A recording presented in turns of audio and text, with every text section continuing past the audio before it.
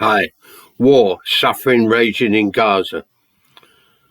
Millions here living in poverty, crammed into overcrowded, insanitary, overpriced accommodation. 1.4 million on social housing lists. Thousands sleeping on the streets, some freezing to death in shop doorways. Yet, these Tory MPs are waging an all-out culture war. Again, the target is Gary Lineker, who's raised the hackles of certain of these Tory MPs, calling them out on Twitter or X for their cruel and callous attitude to the suffering many of them have deliberately engineered, and their demagogic attitude towards illegal migrants, which is paving the way towards ultra-right growth.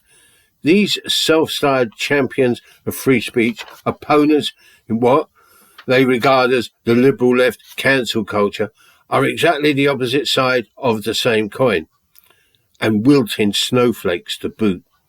Yes, Lineker is overpaid by any standards and is a tad smug, and that's a job hundreds of thousands of football fans could do for a fraction of the price. But let's put it into perspective. The BBC has, over decades, enabled nonces, rapists, sex pests, bullies to thrive within its hallowed confines.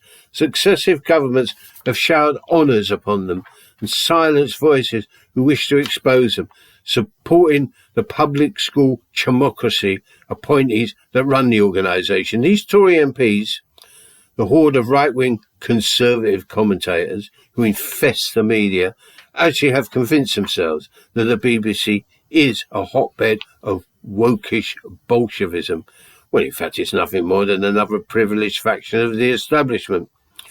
These Lineker critics have an agenda: privatise the BBC, bring it down to the political level of GB News and Talk TV, add it to the deluge of conservative right-wing propaganda.